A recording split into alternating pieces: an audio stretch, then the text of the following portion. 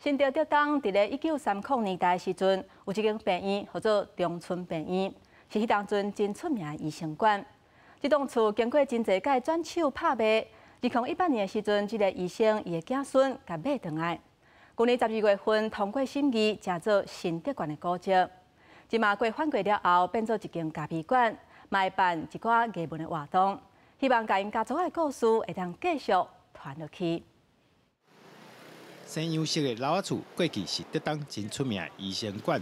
这间成立在1930的长春病院，当初毋但是在地第一栋3层楼高的建筑，佫是台湾肝病医学之父宋水楼出生的所在。落尾病院经过转手，总算转来到后代子孙手中，而且翻修变做一间艺术咖啡厅。在竹东这个地方是第一栋3层楼建筑，而且是钢筋混凝土建筑。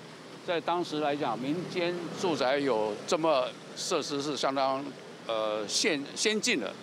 我觉得很复古我觉得很有味道。像天花板这些东西里面，我们都可以感觉到以前时代的那个环境氛围。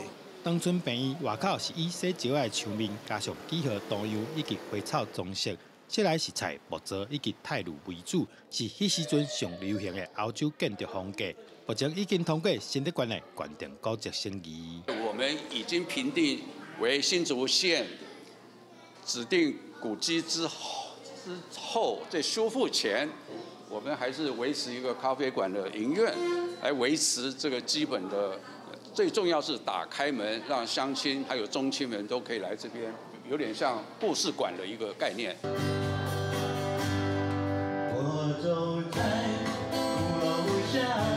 未来除了是咖啡厅，阁会举办音乐会以及艺文活动。